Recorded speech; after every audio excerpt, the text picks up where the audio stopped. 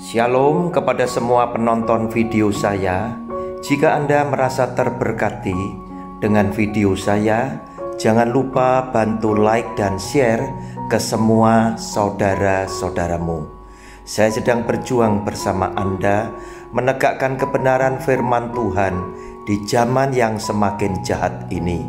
Terima kasih banyak atas dukungan dan empatinya kepada saya.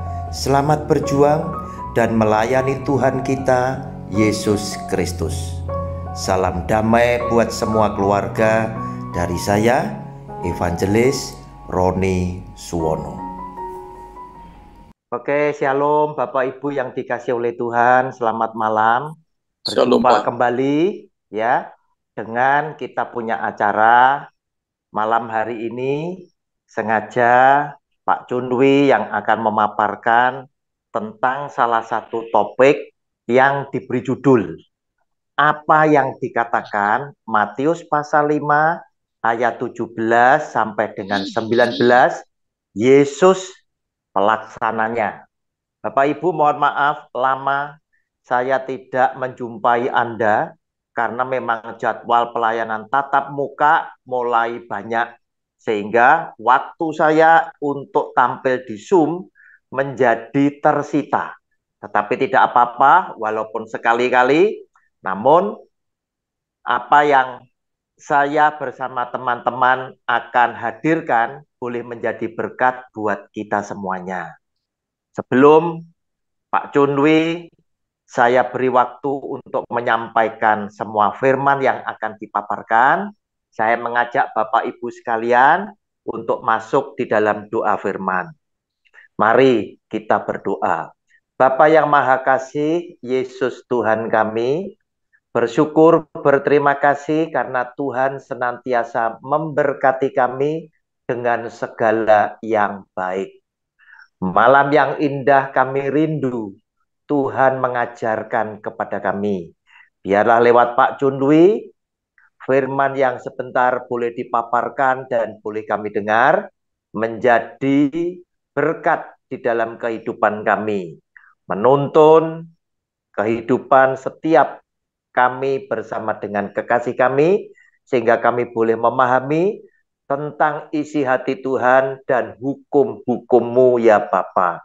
Berkati Pak Cundwi, sehingga Pak Cundwi boleh menjadi berkat buat kita semuanya yang hadir di dalam ruang Zoom meeting ini, maupun para penonton yang nanti akan menyaksikan video yang kami tayangkan di YouTube. Kami percaya Tuhan hadir di tengah-tengah kami, mendengar setiap doa kami, dan mengabulkan doa-doa kami. Di dalam nama Tuhan Yesus, kami percaya dan sudah berdoa. Amin. Mari Pak Cundwi, saya persilakan Bapak untuk memaparkan apa yang hari ini menjadi tema daripada Bible Study di malam yang indah ini. Dan nanti seusainya Pak Cundwi menyampaikan pemaparan, kita masih diberi ruang untuk tanya jawab. Saya persilakan Pak Cundwi, terima kasih. Terima kasih Pak Roni, terima kasih semua teman-teman yang sudah hadir mengikuti Zoom ini.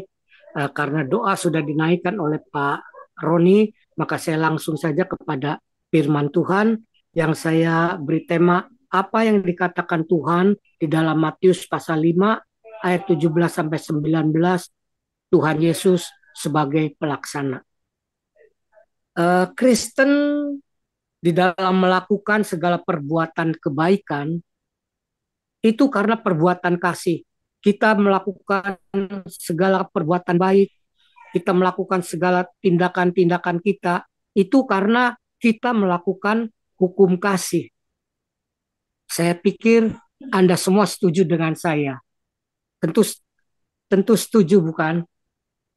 Nah, berarti kita melakukan segala tindakan-tindakan moral kita, segala tindakan perbuatan baik kita, bukan lagi di bawah hukum Taurat, tetapi di bawah hukum kasih. Nah, kemudian apa yang Yesus ajarkan tentang hukum Taurat?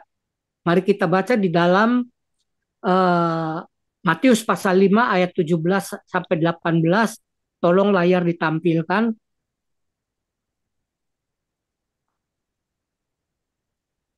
Demikian firman Tuhan. Janganlah kamu menyangka bahwa aku datang untuk meniadakan hukum Taurat atau kitab para nabi. Aku datang bukan untuk meniadakannya, melainkan untuk menggenapinya. Ayat 18. Karena aku berkata kepadamu, sesungguhnya selama belum lenyap langit dan bumi ini, satu iota atau satu titik pun tidak akan ditiadakan dari hukum Taurat sebelum semuanya terjadi. Di ayat 18 ada kata penghubung, yaitu karena. Dari sebab itu ayat 17 tidak lepas daripada ayat 18. Karena itu sangat erat, ada kata penghubung karena. Nah, mengapa Yesus berkata seperti itu? Berkata di ayat 17 sampai 18.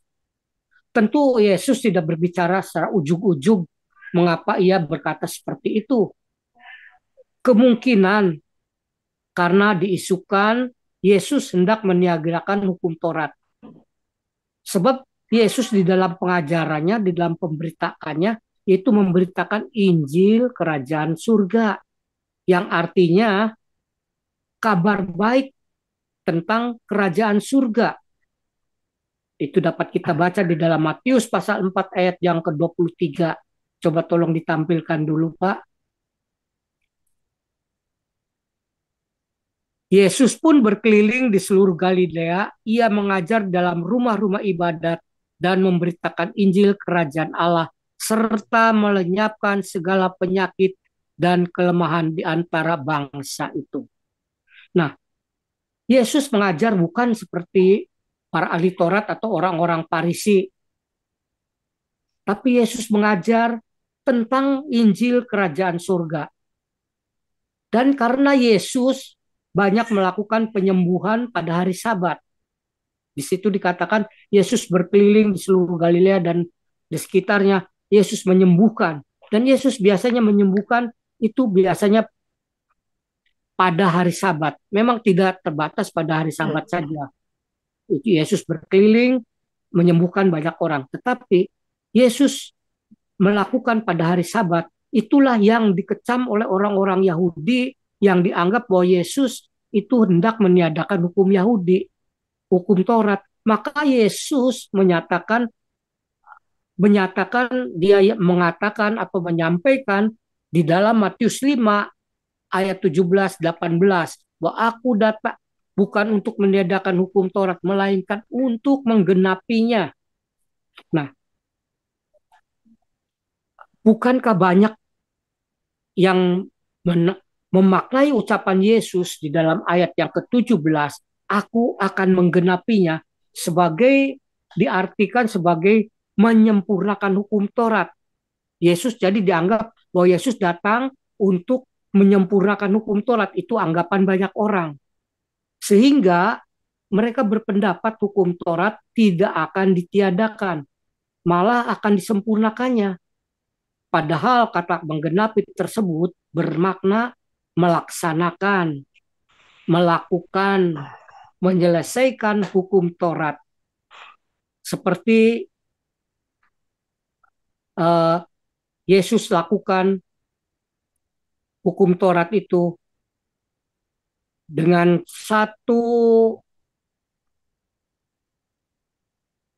Yesus melakukan hukum Taurat. Dia berkata di dalam Filipi pasalnya yang kedua ayat yang ke-8, Pak, tolong Filipi pasal 2 ayat yang ke-8.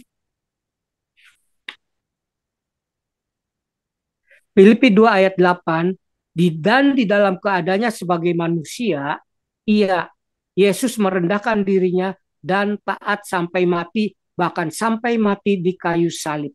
Jadi kedatangan misi Yesus itu adalah untuk menggenapi, untuk melaksanakan, untuk melakukan hukum Taurat. Karena ia taat melakukan hukum Taurat, bahkan taat sampai mati.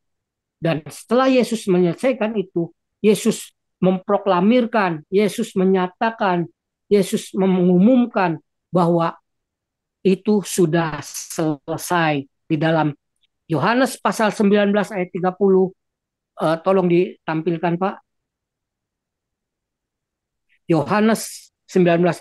Sesudah Yesus minum anggur asam itu, berkatalah ia, sudah selesai. Kita garis bawahi kata sudah selesai atau telestai. Itu berbicara bahwa ia sudah menggenapi hukum Taurat, bahkan segala nubuat yang tentang dia itu yang ditulis di dalam kitab Mazmur, kitab Taurat, dan kitab para nabi sudah digenapinya. Itu maka Yesus memproklamasikan, mengumumkan, menyatakan bahwa sudah selesai ketika menjelang kematian, menghembuskan napasnya yang terakhir. Nah, Yesus mematuhi hukum Taurat dengan sepenuhnya. Itulah misi yang diemban oleh Yesus di ayat yang ke Matius pasal 5 ayatnya 17. Bahwa aku datang untuk menggenapinya, yaitu untuk menggenapi hukum Taurat. Tetapi banyak yang ucapan Yesus itu kemudian disambung dengan ayat yang ke-18. Tolong Pak, Matius 5 ayat 18. Karena aku berkata kepadamu, sesungguhnya sebelum lenyap langit dan bumi ini, satu iota atau satu titik pun tidak akan diadakan dari hukum Taurat sebelum semuanya terjadi. Jadi hukum Taurat satu titik pun atau satu iota pun tidak akan ditiadakan sebelum semuanya terjadi. Sebelum semuanya terjadi. Nah, di sini bermakna bahwa sebelum kiamat, satu titik pun dari hukum Taurat tidak akan ditiadakan sebelum semuanya terjadi. Berarti setelah semuanya terjadi, apa? Apa maknanya? Setelah semuanya terjadi, berarti hukum Taurat dapat ditiadakan. Anda setuju? Oke, jika setuju saya teruskan. Jadi apa yang dimaksud dengan semuanya terjadi? Adalah hal Yesus menggenapi hukum Taurat atau kitab para nabi, yaitu Yesus menggenapi segala tuntutan hukum Taurat dan para nabi, dan apa yang dinubuatkan tentang dia di dalam hukum Taurat, kitab Mazmur, dan kitab para nabi. Itulah yang dimaksud semuanya telah terjadi. Tetapi banyak yang memaknai ayat 18 ini bahwa hukum Taurat tetap berlaku sampai kiamat. Benarkah? Banyak orang yang mengartikan bahwa hukum Taurat berlaku sampai kiamat. Ini jelas keliru karena mengabaikan kata keterangan sebelum semuanya terjadi. Padahal kata sebelum semuanya terjadi itu penting sebagai syarat hukum Taurat itu tidak dapat ditiadakan.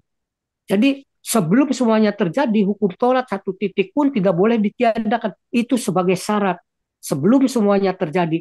Tetapi setelah semuanya terjadi, berarti hukum Taurat itu bisa ditiadakan. Oke? Nah, kalau demikian saya lanjutkan. Nah,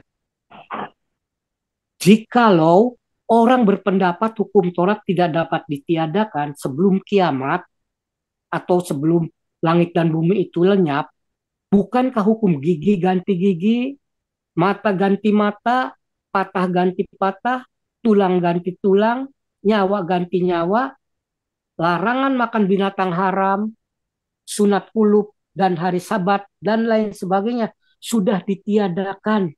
Padahal langit dan bumi itu masih ada, belum kiamat.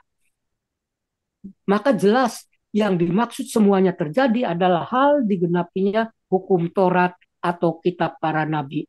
Maka setelah hukum Taurat dan kitab para nabi digenapi, maka hukum Taurat dapat ditiadakan.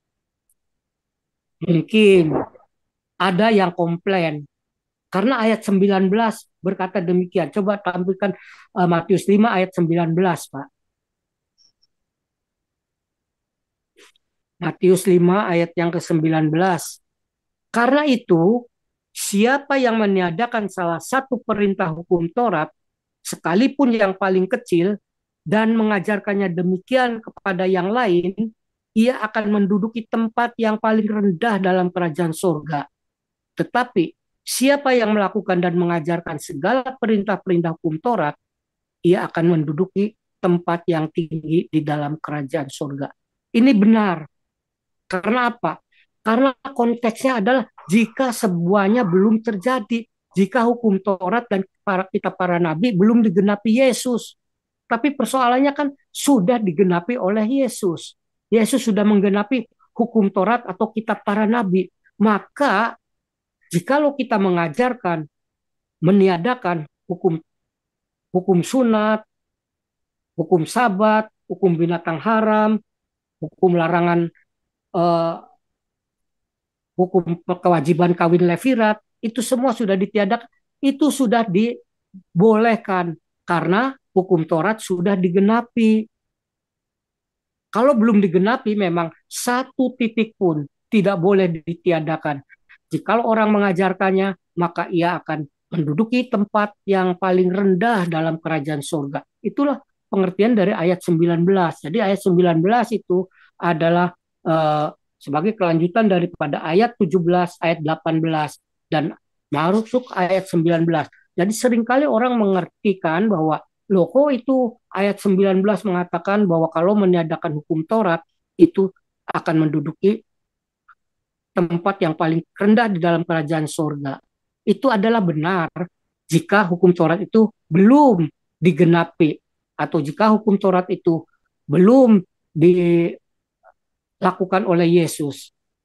Nah, juga ada yang berpendapat memang mengakui bahwa hukum Taurat itu sudah ditiadakan, tetapi mereka hanya mengakui bahwa hukum seremoni dan hukum sipil yang ditiadakan, tetapi hukum Taurat itu dianggap masih tetap berlaku dengan mengemukakan bukti bahwa hukum jangan membunuh, jangan berzina, jangan bersaksi dusta, jangan mencuri, itu masih berlaku.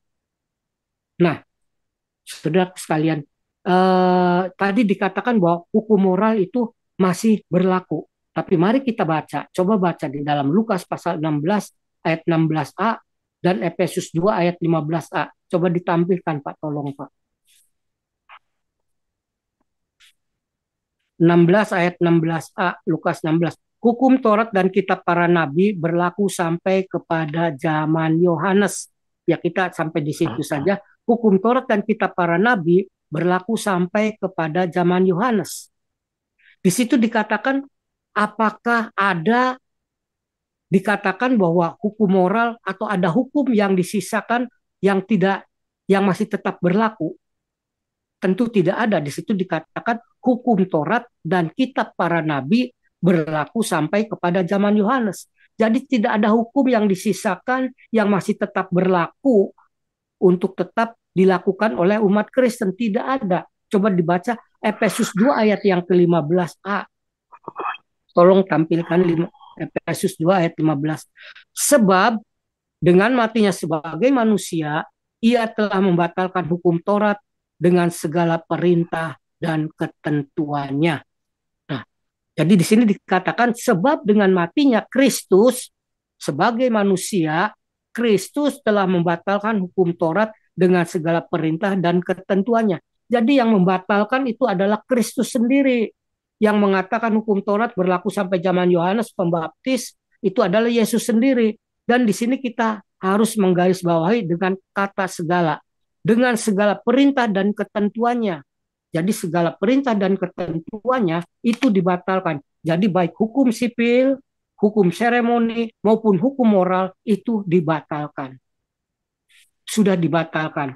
Tidak berlaku. Nah, kenapa kita sekarang orang Kristen apa boleh membunuh, boleh berzina, boleh menipu, boleh mencuri, dan boleh bersaksi dusta? Itu tidak, tentu saja tidak. Karena dikatakan bahwa hukum Taurat adalah karena hukum itu adalah hukum yang berlaku secara umum di negara manapun, agama manapun. Hukum jangan membunuh, jangan berzina, jangan mencuri, jangan bersaksi dusta, itu berlaku umum di negara manapun dan agama manapun. Dan apakah Kristen juga demikian juga Kristen di dalam hukum kasihnya itu dilarang membunuh, dilarang berzina, dilarang mencuri, dilarang menipu, dilarang melakukan saksi dusta. Karena itu semua dapat kita baca di dalam Roma pasalnya yang ke-13, ayatnya yang ke ayatnya yang ke Roma ke-13 ayat yang ke-9 sama 10.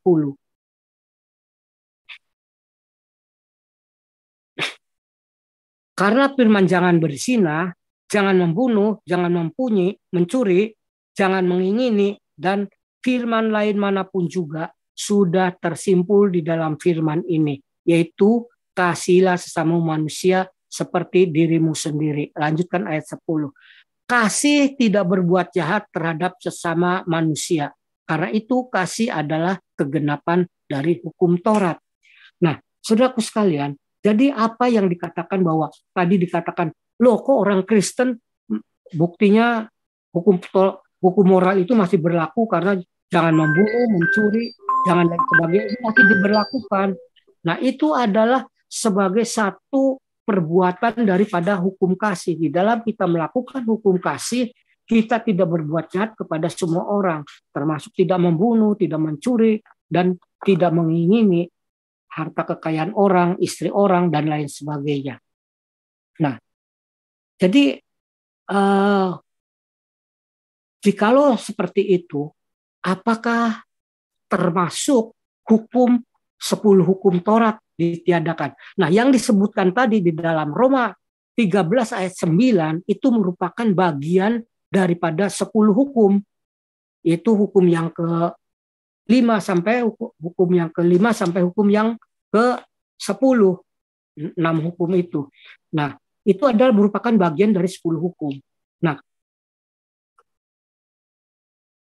jadi apakah termasuk 10 hukum yang ditulis oleh jari Allah sendiri itu dibatalkan? Coba kita baca di dalam Yeremia pasal 31 ayat 31 sampai 32. Yeremia 31 sampai 32 demikian. Sesungguhnya akan datang waktunya, demikianlah firman Tuhan, aku akan mengadakan perjanjian baru dengan kaum Israel dan kaum Yehuda. Ayat yang ke-32. Bukan seperti perjanjian yang telah kuadakan dengan nenek moyang mereka, waktu aku memegang tangan mereka untuk membawa mereka keluar dari tanah Mesir. Perjanjian jadi bukan seperti perjanjian yang telah kuadakan dengan nenek moyang mereka pada waktu aku memegang tangan mereka untuk membawa mereka keluar dari tanah Mesir. Nah, kita tahu bahwa hukum yang dimaksud itu adalah hukum Taurat, yang termasuk hukum yang ditulis oleh jari tangan Allah sendiri. Karena hukum itu yang diberikan Tuhan ketika Tuhan menuntun mereka keluar dari tanah Mesir. Berarti termasuk hukum 10 itu. Nah, itulah yang kita baca di dalam firman Tuhan. Nah, kemudian bahwa siapakah yang merubah hukum Taurat yang ditulis oleh jari Allah itu sendiri? Itu adalah yang merubah hukum Taurat Paulus atau Yesus. Yang menggantikan hukum Taurat bukan Paulus dan juga bukan Yesus, tetapi Allah sendiri. Allah sendiri yang mengatakan di dalam Yeremia 31 ayatnya yang ke-32 bahwa bukan seperti perjanjian yang telah kuadakan dengan nenek moyang mereka pada waktu aku memegang tangan mereka keluar dari Mesir, akan dirubah dengan perjanjian baru, dikatakan di ayat 31. Jadi yang berinisiatif atau yang merencanakan tentang dirobahnya atau tentang dicabutnya atau tentang tidak berlakunya hukum Taurat dan kitab para nabi itu adalah Allah sendiri, Allah Bapa sendiri. Nah, kemudian jadi Yesus itu hanya sebagai pelaksana. Yesus melaksanakan bahwa hukum perjanji itu Yesus melaksanakan, maka Yesus berbicara hukum Taurat dan kitab para nabi berlaku sampai pada zaman Yohanes. Nah, itu sudah jelas. Nah, kemudian jadi ada juga yang mengkaitkan Matius pasal 5 ayat 21 sampai 48 sebagai hukum Taurat yang disempurnakan oleh Yesus. Itu mereka mengartikan dari ayat Matius pasal 5 ayat 17 bahwa Yesus dikatakan menyempurnakan, Yesus akan menyempurnakan hukum Taurat. Mereka mengaitkan dengan Matius pasal 5 ayat 21 sampai 48. Jikalau kamu ganti atau tolong dibaca Pak ayat 21 Matius 5 ayat 21. Kamu telah mendengar yang difirmankan kepada nenek moyang kita, jangan membunuh. Siapa yang membunuh harus dihukum. Nah, jadi di dalam ayat tersebut bahwa di dalam perjanjian lama orang yang membunuh itu harus dibunuh. Tetapi di sini Yesus berkata, siapa yang membunuh ia harus dihukum. Nah, di sini dikatakan bahwa sebenarnya ayat pasal 5 ayat 21 sampai 48 itu bukan berbicara hukum Taurat yang disempurnakan oleh Yesus, tetapi itu Yesus sedang merinci atau Yesus sedang memberikan contoh-contoh di dalam pengajarannya di dalam Matius 5 ayat yang ke-20. Coba tolong ditampilkan Pak. Matius 5 ayat yang ke-20.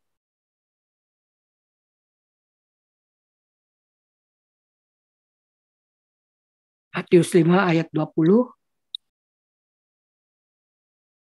Maka aku berkata kepadamu, jika hidup keagamaanmu tidak lebih benar daripada hidup keagamaan ahli-ahli Taurat dan orang-orang Farisi, sesungguhnya kamu tidak akan masuk ke dalam kerajaan surga. Ada yang menerjemah, aku berkata kepadamu, jika hidup ibadahmu tidak lebih benar daripada hidup keagamaan ahli-ahli Taurat dan orang-orang Farisi, sesungguhnya kamu tidak akan masuk ke dalam kerajaan surga. Maka dari pengajaran Yesus inilah kemudian Yesus berbicara di dalam ayat pasal 5 ayat 21 sampai 48. Jadi di dalam mengurai ajarannya yang ayat yang ke-20 tadi, bahwa hidup keagamaan kita harus lebih benar daripada ahli Taurat dan orang-orang Farisi. Nah, kemudian Yesus merinci, memberikan contoh-contoh di dalam pasal 5 ayat 21 sampai 48. Nah, hukum Taurat itu sesungguhnya kita hidup melakukan di dalam hukum kasih. Karena hukum Taurat itu sudah diamandemen dengan hukum kasih, oleh hukum kasih. Yang telah kita baca di dalam Roma pasal 13 ayat 9 sampai ke 10. Kristiani tidak membunuh, tidak mencuri, tidak melakukan saksi dusta, dan lain sebagainya. Jadi selama ini dan sejauh ini masih banyak yang keliru memaknai Matius 5 ayat 17 sampai 19. Nah, bahwa hukum moral juga sudah digantikan dengan hukum kasih. Nah, jikalau dalam sejauh ini saudara-saudara masih tidak sependapat dengan saya memaklumi. Tetapi mudah-mudahan dengan apa yang saya uraikan ini, bahwa paradigma kita atau cara pikir kita bahwa hukum Taurat dan kitab para nabi itu sudah ditiadakan, sudah diganti dengan hukum kasih. Karena banyak saya mendengar dari para pakar pun bahwa kita tidak merubah hukum Taurat. Hukum Taurat itu masih tetap berlaku. Buktinya Matius 5 ayat 17 sampai 18 berbicara, aku datang bukan untuk meniadakan hukum Taurat, melainkan untuk menggenapinya. Nah, di situ bahwa itu Yesus juga bicara tidak akan melenyapkannya. Tetapi kalau kita baca lebih lanjut di dalam Lukas 16 ayat 16, Efesus 2 ayat 15, jelas bahwa hukum Taurat dan kitab para nabi itu sudah dibatalkan. Jadi selama ini banyak yang masih keliru. Dan kalau masih saudara juga belum sependapat dengan saya masih tapi demikianlah yang disabdakan oleh firman Tuhan yang saya sodorkan kepada saudara sekalian. Terima kasih Pak Roni, saya pikir cukup sekian. Terima kasih Pak Chunlui, pemaparan yang sangat bagus sekali, memberikan wacana buat kita semuanya. Bapak Ibu, tadi apa yang dipaparkan oleh Pak Chunlui itu sesungguhnya beliau ingin sekali menerangkan bahwa lewat firman Tuhan ternyata hukum Taurat itu sudah tidak perlu dilakukan oleh kita lagi. Nah, Pak Chunlui, supaya peserta hari ini bisa mendapatkan penjelasan yang lebih mengerucut, saya ingin Pak Chunlui menerangkan ayat ini, Pak Chunlui. Saya tampilkan lebih dulu Matius pasal 5 ayat 17 dan 18 terutama nanti di 18-nya Pak Chunlui Pak Chunlui nanti tegaskan supaya semua peserta itu akhirnya memahami. Nah, di sini dikatakan Matius 5:17, janganlah kamu menyangka bahwa aku datang untuk meniadakan hukum Taurat atau kitab para nabi. Aku datang bukan untuk meniadakannya, melainkan untuk menggenapinya. Ayat 17 saat ini masih menjadi pro kontra bahwa ternyata ada yang memegang ayat itu tanpa memperhatikan ayat 18. Mereka tetap ngotot bahwa hukum Taurat masih ada, tidak boleh dibatalkan dan lain sebagainya. Sebab apa? Ayat 17 tadi. Tadi Pak Chunlui menerangkan di dalam ayat ke-18 itu ada kata penghubungnya dengan disebutkan karena. Berarti 17 dan 18 itu tidak bisa dipisahkan. Karena aku berkata kepadamu, sesungguhnya selama belum lenyap langit dan bumi ini, satu iota atau satu titik pun tidak akan ditiadakan dari hukum Taurat. Saya kepingin Pak Chunlui menegaskan kata ini sebelum semuanya terjadi. Apa Pak Chunlui yang dimaksud sebelum semuanya terjadi? Ini bisa menjadi kunci supaya kita yang mendengar itu akhirnya memahami. Loh, dibatalkan kenapa? Karena ternyata semuanya terjadi. Itu apa Pak Chunlui? Silahkan. Terima kasih. Kata sebelum semuanya terjadi itu adalah menjadi kata keterangan sebagai syarat daripada satu titik atau satu iota pun dari hukum Taurat tidak dapat dibatalkan. Tetapi dari kata ini, pengertian eksegesinya, setelah semuanya terjadi, berarti hukum Taurat dapat ditiadakan. Setuju? Setuju. Saya kira setuju. Nah, karena di ayat 17 dikatakan bahwa aku datang bukan untuk meniadakan hukum Taurat, tetapi untuk menggenapinya. Nah, bukti bahwa Yesus datang itu adalah untuk menggenapinya. Dia datang untuk melakukan hukum Taurat. Dikatakan di dalam Filipi 2 ayat 8 tadi, Yesus mentaati. Dia datang sebagai hamba, melakukan hukum Taurat dan kitab para nabi, bahkan taat sampai mati. Jadi di sini kata sebelum semua terjadi justru menjadi kunci daripada ayat 17 sampai 18. Jadi hukum Taurat itu dapat ditiadakan karena sudah digenapi oleh Yesus. Jika sebelum terjadi, jika sebelum semuanya belum terjadi atau belum digenapi, memang tidak boleh ditiadakan. Kalau orang mengajarkannya, maka dia akan menempati tempat yang terendah dalam kerajaan surga. Tetapi persoalannya kan hukum Taurat dan kitab para nabi sudah digenapi oleh Yesus. Bahkan Yesus ketika menjelang mengembuskan napasnya yang terakhir, dia memproklamasikan telestai, sudah selesai. Apa yang dimaksud sudah selesai? Dia sudah selesai melakukan hukum Taurat dan dia sudah selesai melakukan apa yang dinubuatkan tentang dia yang ditulis oleh kitab Taurat dan kitab Mazmur dan kitab para nabi. Jadi di situ. Jadi kata menjadi kunci kita adalah kata keterangan sebelum semuanya terjadi. Hukum Taurat tidak boleh ditiadakan. Berarti setelah semuanya terjadi, hukum Taurat dapat ditiadakan. Maka itu adalah sinkron dengan perkataan Yesus di dalam Lukas pasal 16 ayat 16 maupun Efesus 2 ayat 15 itu. Oke, terima kasih Pak Junlui. Bapak Ibu jelas ya.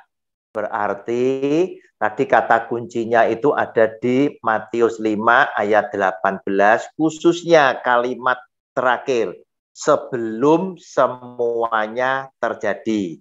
Ternyata semuanya terjadi itu artinya adalah telah digenapi dengan kematian Tuhan Yesus di atas kayu salib.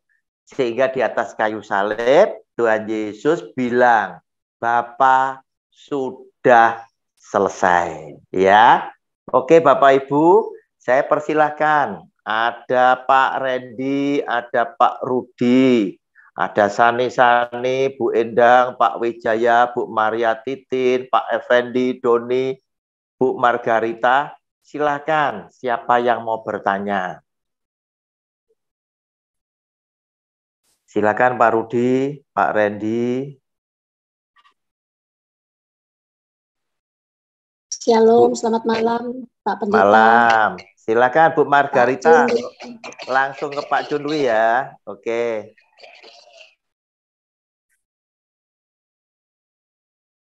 Pak Junwi ada yang bertanya Pak? Iya, oke. Iya. Ya. Mohon maaf Pak Junwi, saya akan baru dengar ini, saya juga belum begitu paham Pak Junwi. Ya. Di ayat 17 itu, ayat 17 firman Tuhan mengatakan melainkan untuk menggenapinya. Oke, saya tampilkan dulu ya Bu, 17 sama 17 dulu ya. Iya, iya.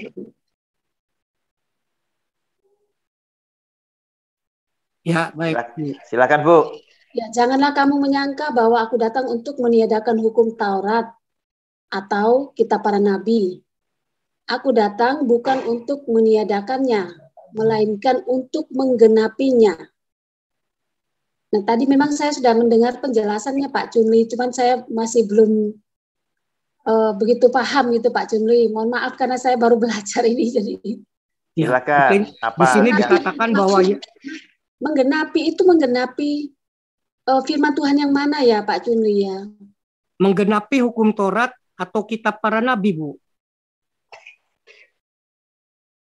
Karena di sini jangan kamu menyangka bahwa aku datang untuk meniadakan hukum Taurat atau kitab para nabi. Aku datang bukan untuk meniadakannya, bukan untuk meniadakan hukum Taurat atau kitab para nabi, melainkan untuk menggenapinya. Jelas, Bu? Yang dimaksud menggenapi hukum Taurat dan kitab para atau kitab para nabi, Bu. Itu yang digenapi oleh Yesus.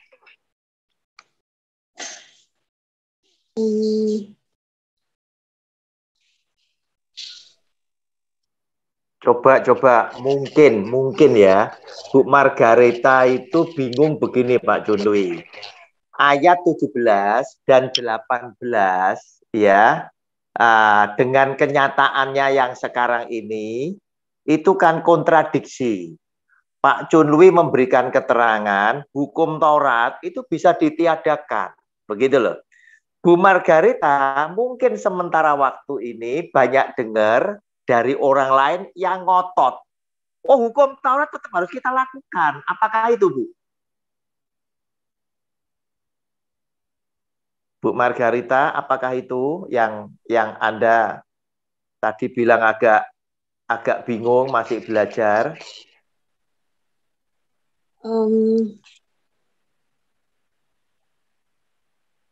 Menggenapi berarti melakukan, melaksanakan, Bu. Menyempurnakan. Menggenapi itu menyempurnakan, menjadikan lengkap, menjadikan komplit. Menjadikan selesai. Iya. A, B, C, D loh. Z-nya yang mana? Oh, Z-nya ini. Nah, itu genap. Kalau menjadikan selesai berarti menggenapi, berarti hukum Taurat ini harus tetap dijalankan, loh, Pak. Kan contoh Pak, ya, misalkan 10 hukum Taurat, Tuhan Yesus datang untuk menggenapi, berarti untuk menyesuaikan. Gimana Pak Juni? Ya, berarti itu sudah diselesaikan oleh Yesus, Bu. Digenapi oleh Yesus, Bu. Kita manusia tidak sanggup melakukan hukum Taurat, Bu. Iya. Itu diselesaikan, digenapi oleh Yesus. Yang menyelesaikan Tuhan Yesus tadi. Bapa sudah selesai.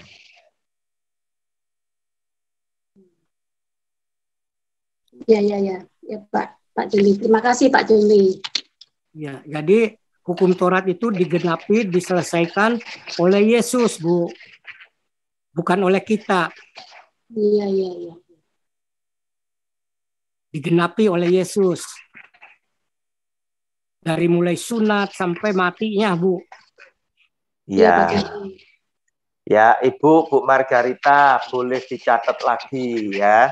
Galatia pasal 3, ayat 23 sampai dengan 25.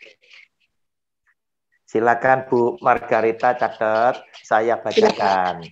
Sebelum iman itu datang, kita berada di bawah pengawalan hukum Taurat.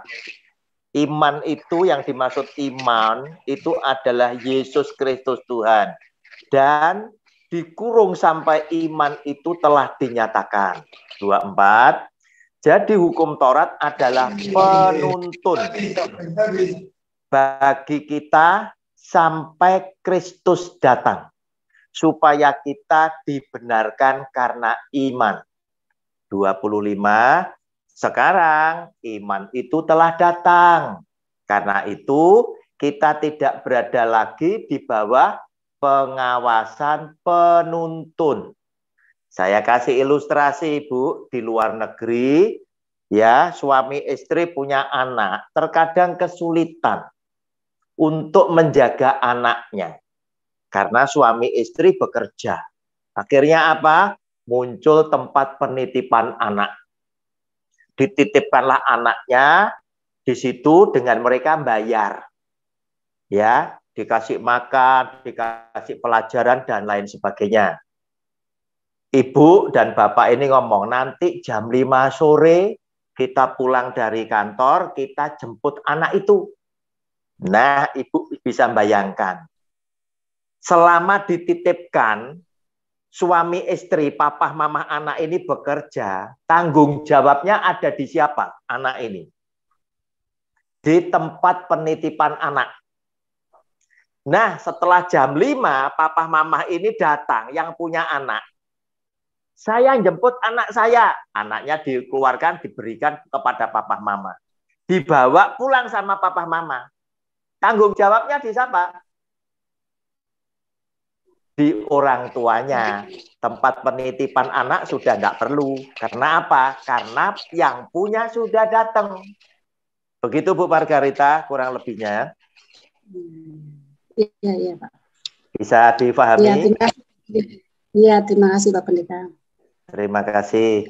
Barangkali ada yang lain, silahkan langsung ke Pak Cunwi, Pak Rudi, Pak Randy, Sani, Bu Maria Titin. Pak Effendi, Pak Doni. Ini Ya, temannya Pak Pak Roni. Rudi. Silakan, Pak Rudi. Silakan langsung Pak Junwi. Ya, sebelumnya terima kasih atas pemaparannya tadi. Terima kasih. Mengupas ayat-ayatnya tadi dari Pak Junwi. Saya hanya satu pertanyaan saja, Pak Roni.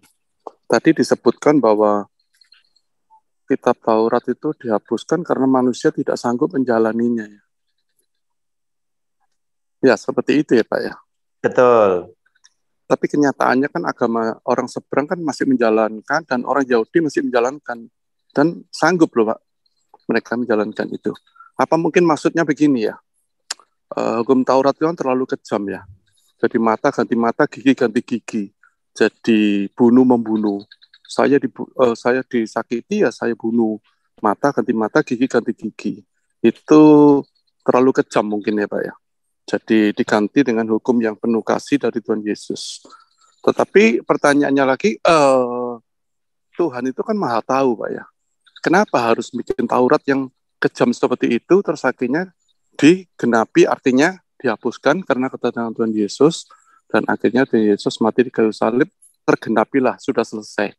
Berarti dibatalkan hukum Taurat itu. Tuhan kan maha tahu Pak. Kenapa harus bikin-bikin seperti itu Pak? Taurat yang kejam itu Pak, mata ganti mata, gigi ganti gigi. Kan nggak baik itu sebetulnya. Tuhan maha tahu kenapa harus membuat kitab aturan-aturan seperti itu Pak. Kalau pada akhirnya harus dibatalkan lah istilahnya ya. Kalau digenapi itu berarti Tuhan Yesus mati di kayu salib, sudah selesai Bapak, ya sudah terjadilah, tidak ada lagi lah kitab Taurat itu. Kita baca di dalam Roma. Mohon petunjuknya Pak ya, terima kasih Pak. Kita baca di dalam Roma pasal 3 ayat 20. Tolong Pak ditampilkan Pak. Roma 3 ayat 20.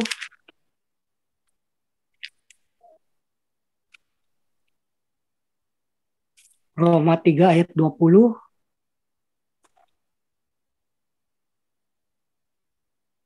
Sebab tidak seorang pun yang dapat dibenarkan di hadapan Allah karena melakukan hukum Taurat. Karena justru hukum Taurat orang mengenal dosa. Jadi fungsinya hukum Taurat diberikan oleh Tuhan supaya manusia mengenal dosa, Pak. Kemudian Roma 7 ayat yang ke-7, Pak.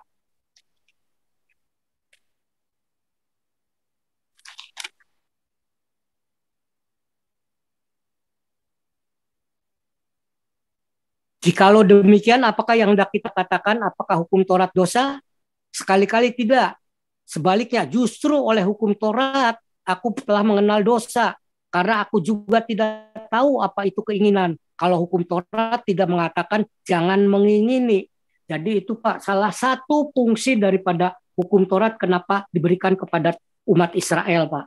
Saya mencatat ada 6 Pak yang paling signifikan tentang mengapa hukum Taurat diberikan kepada bangsa Israel. Karena di sini hukum Taurat diberikan kepada bangsa Israel supaya bangsa Israel itu menjadi umat perjanjian. Di dalam kitab Keluaran pasal 19 ayat yang ke-5 sama ke-6 Pak. Kitab Keluaran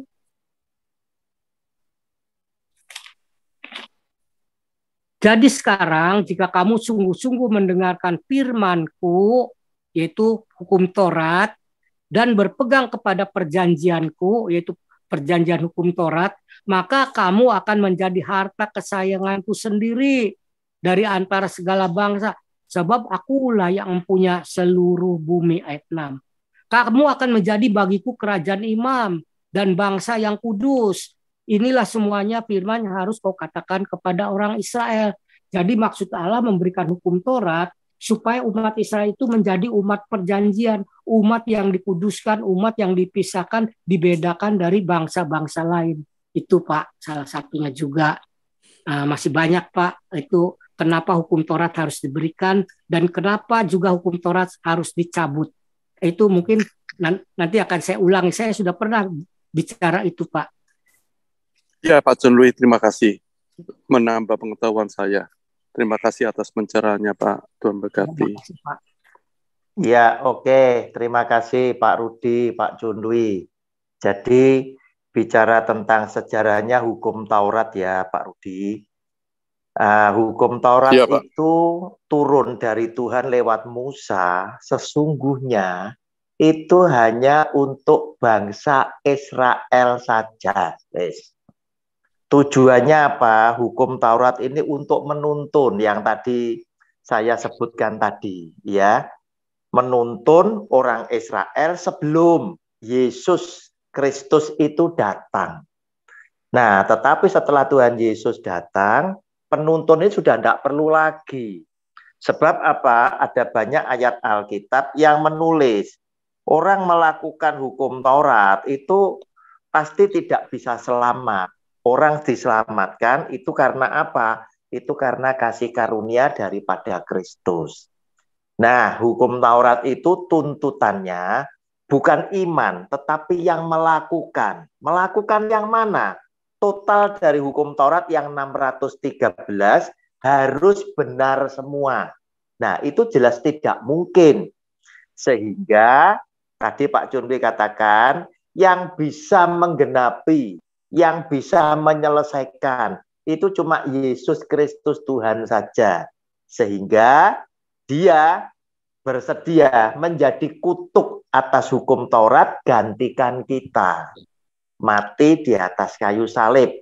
Sehingga dengan demikian, nah itu tadi ya, ketika Pak Junwi tadi terangkan, dia bilang di atas kayu salib, Bapa sudah selesai, itu juga sama dengan Matius 5:18 tadi, sudah digenapi, gitu loh. Sudah diselesaikan. Oleh siapa? Oleh Tuhan Yesus. Yang kita manusia itu tidak sanggup. Demikian Pak Rudi tambahan dari saya. Saya tambahkan Pak ya, Galatia 3 Silakan. ayat yang ke-10 Pak. Silakan, Ya, Galatia 3 ayat silakan, 10. Pak. Karena tampilkan Pak Fran. Ya. Karena semua orang yang hidup dari pekerjaan hukum Taurat berada di bawah kutuk. Sebab ada yang tertulis, terkutuklah orang yang tidak setia melakukan segala sesuatu yang tertulis di dalam hukum Taurat. Nah, kalau hukum Taurat ini tidak dicabut, tidak ditiadakan, maka tidak ada orang pun yang selamat. Tidak ada seorang pun yang selamat. Semua terkutuk. Semua berada di dalam kutuk, berada di dalam penghukuman Allah. Dan kemudian dibaca di ayatnya yang ke-14, Pak. Galatia 3 ayat 14.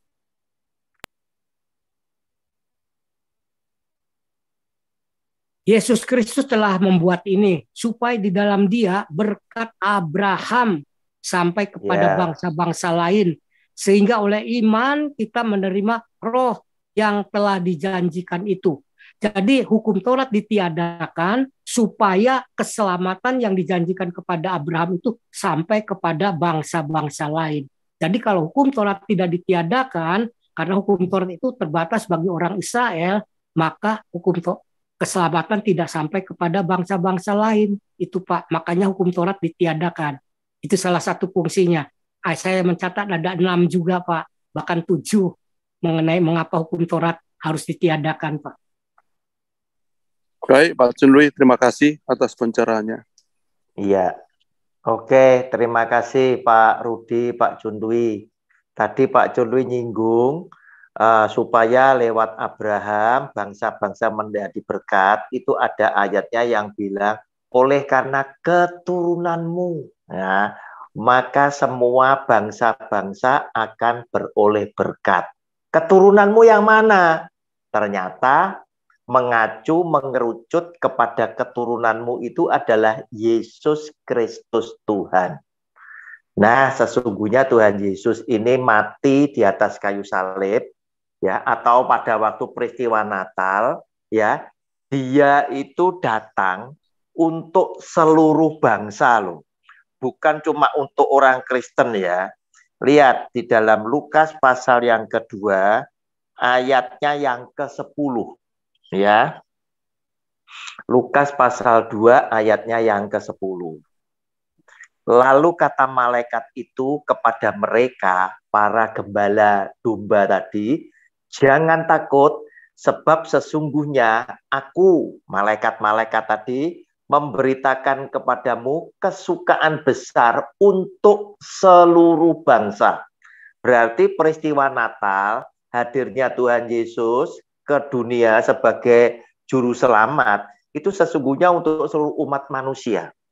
Tetapi seiring dengan perjalanannya waktu, banyak bangsa-bangsa lain itu yang mulai tidak bisa menerima bahwa Yesus adalah Tuhan, bahwa Yesus adalah juru selamat, sehingga muncul pengakuan ya bahwa Allahnya atau Tuhannya orang Kristen dan orang Katolik itu namanya Yesus. Nah, itu tadi ya. Oke, Bapak Ibu, jika memang tidak ada, kita akan akhiri